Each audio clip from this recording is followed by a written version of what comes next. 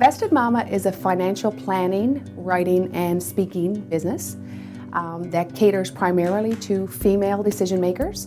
I think I've always known I wanted to be an entrepreneur. My family owned a small business in the community I grew up in, and my grandmother, who was the first real female business role model I had, ran that business and ran it very well. I loved the energy and the feeling of service, and that feeling of service really never left me.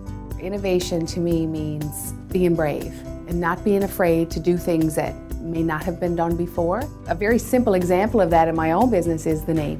Invested Mama does stand out in the crowd, and that in and of itself, embracing that name and what that stood for, was innovative and took a lot of courage. I hear invested, and my clients hear invested, and they hear invested in their lives, invested in making the most of every moment and making the biggest impact in their families and in their health and their businesses and their communities. They're invested mamas.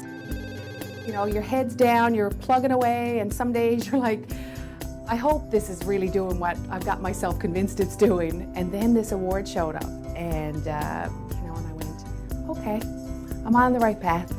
I have been blessed with an amazing support system from the other female business owners and mentors that I've surrounded myself with, to having a spouse that has no problem when my work day turns into a work evening saying, I got the kids, supper's in the microwave. The other key to my success is that I've actively sought out people that strive for excellence in their own careers and in their own lives.